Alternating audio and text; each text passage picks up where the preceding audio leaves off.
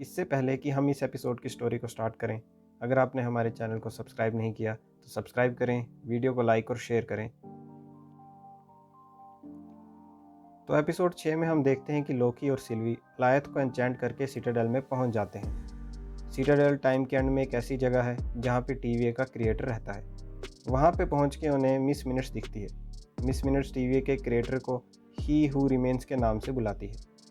Miss minutes उन्हें बताती है कि वो उनसे इम्प्रेस हो गया है और उसने ऐसा तरीका ढूंढ लिया है जिससे सिल्वी और लोकी दोनों को टाइमलाइन में वापस भेजा जा सके, जिससे टाइमलाइन में भी कोई फ़र्क नहीं पड़ेगा।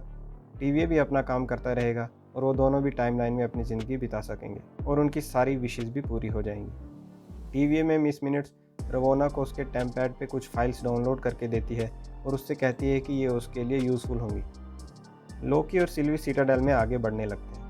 वो जगह उन्हें पुरानी और टूटी हुई दिखती है। तभी उनके सामने टीवीए और उनकी टाइमलाइन का क्रिएटर आ जाता है, जो Kang the conqueror, Marvel universe के एक सुपर विलन का ही एक वेरिएंट है।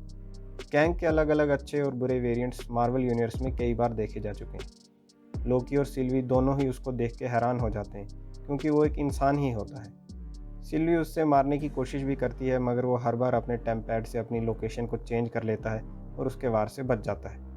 वो तीनों उसके ऑफिस में पहुंच जाते हैं। वहीं मोबियस टीवी में वाइट से वापस आ जाता है और वो जज रवोना के ऑफिस में चले जाता है। रवोना मोबियस को पकड़ने के लिए हंटर D90 को अपने ऑफिस में बुलाती है, मगर मोबियस उससे बताता है कि अब वो नहीं आएगा, क्योंकि वो अब रवोना का सीक्रेट जान चुके हैं। दूसरी ओर हंटर B15 बाकी वेरिएंट्स को अपने पीछे उस जगह पहुंचा देती है जब जज रवोना अर्थ पे एक स्कूल में काम करती थी। वहाँ पे हंटर D90 को जज रेंसलेयर दिखती है, जिसे देखकर वो हैरान हो जाता है, क्योंकि उसे भी अभी तक नहीं पता था कि वो सब वेरिएंट्स ही हैं। वहीं सिटाडेल में सिल्वी कैंग को मारने की कोशिश करती है, मगर वो फिर से उसके वार से बच जाता है। कैंग उन्हें बताता है कि वो उसे नहीं मार सकते, क्योंकि उससे सब पता है कि भविष्य में क्या होने वाला है। मगर लोकी और सिल्वी उसकी इस बात पे विश्वास नहीं करते, क्योंकि उन्हें ऐसा लगता है कि वो टाइम के एंड में पहुंच चुके हैं, इसीलिए उससे ये कैसे पता हो सकता है कि आगे क्या होगा। मगर कैंग उनको बताता है कि उसे सब कुछ पता है, जो बातें टीवीए को भी नहीं पता, जैसे उन्होंने लेमेंटिस पे क्या किया या फिर जो उन्होंने वाइड में किया, वो सब भी उससे पता है। और ये सब उसी का एक प्लान था। इसका मतलब उन दोनों का सिटाडेल में पहुंचना भी उसी का एक प्लान का हिस्सा है। आगे हम देखते हैं कि टीवी में मोबियस जज रवोना को बहुत समझाने की कोशिश करता है कि वो सबको सच बता दे और इस तरह लोगों की टाइमलाइंस को प्रून करना ठीक नहीं है। मगर रवोना उसकी बात नहीं मानती और टाइम डोर से कहीं चले जाती है। जाते जाते वो मोबियस के पूछने पे उसे बताती है कि वो फ्री विल की तलाश में जा रही है।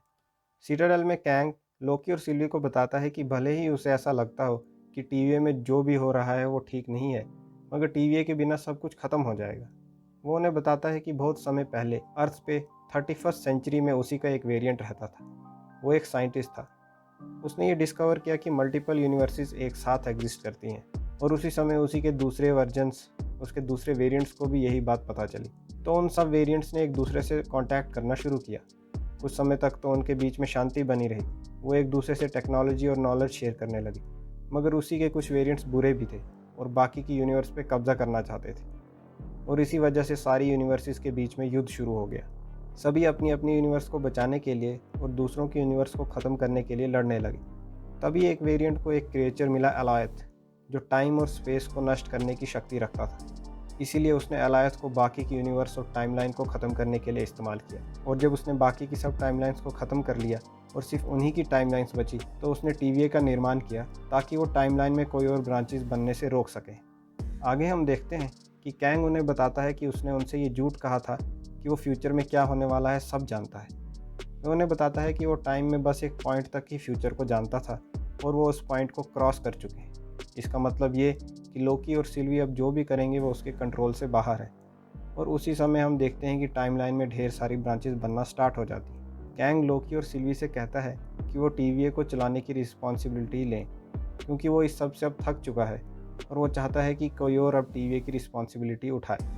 कैंग उनसे कहता है कि उनके पास दो रास्ते हैं, एक कि वो टीवीए की रिस्पॉन्सिबिलिटी को ले लें और सीक्रेट टाइमलाइन को मेंटेन करके रखें, या फिर वो उसे मार दें, जिससे टाइमलाइन में ढेर सारी ब्रांचेस बन जाएंगी और फ्यूचर में जब कैंग दोबारा से आएगा तो मल्टीवर्सल वॉर फिर से शुरू हो जाएगी और अंत में वो फिर से इसी जगह पे वापस आ जाएगा। ये सब सुन के लोकी को कैंग की बातों पे विश्वास होने लगता है, मगर सिल्वी को कैंग पे बिल्कुल भी विश्वास नहीं होता और वो उसको मारने के लिए आगे बढ़ती है। मगर लोकी सिल्वी को रोक लेता है और उससे कहता है कि उसको दोबारा से विचार करना चाहिए कि कैंग को मारने से वो मल्टीवर्सल वार स्टार्ट ना कर दे। मगर सिल्वी लोकी की बात नहीं मानती और वो कहती है कि उसे टीवीए की थ्रोन चाहिए, इसीलिए वो ऐसा बोल रहा है। वो आपस में लड़ने लगते हैं। लड़ते हुए लोकी सिल्वी को समझाने की कोशिश करता है कि उसको थ्रोन नहीं चाहिए, वो बस ये चाहता है कि वो ठीक रहे। सिल्वी लोकी को किस कर लेती है, मगर वो तभी टाइम डोर में लोकी को धकेल लेती है और लोकी टीवीए में पहुंच जाता है। सिल्वी कैंग को मार देती है। मरते मरते कैंग सिल्वी से कहता है सी यू सून और टाइमलाइन की इन्फिनाइट ब्रांचेस बन जाती हैं। लोकी टीवी में पहुंचता है तो देखता है कि टीवी में भगदड़ मची हुई। उसे मोबियस और हंटर B-15 दिखते हैं। वो दोनों परेशान होते हैं क्योंकि टाइमलाइन में ढेर सारी ब्रांचेस बन चुकी हैं। लोकी उनको ही हू रिमेन्स के बारे में समझाने और मल्टीवर्सल वार की चेतावनी देने की कोशिश करता है, मगर मोबियस उसकी बातें समझ नहीं पाता और ना ही वो लोकी को पहचान पा रहा होता है। तभी लोकी वहाँ पे कैंग का एक स्टैचू देखता है। इस समय ये पता चलता है कि वो टीवीए के किसी अल्टरनेट वर्जन में पहुँच चुका है और कैंग अभी तक टाइमलाइन में पास्ट इवेंट्स को चेंज कर चुका है। यहीं पे एपिसोड ख़त्म हो जाता है। इससे आगे की स्टोरी हमें लोकी के सेकंड सीज़न में देखने को मिलेगी।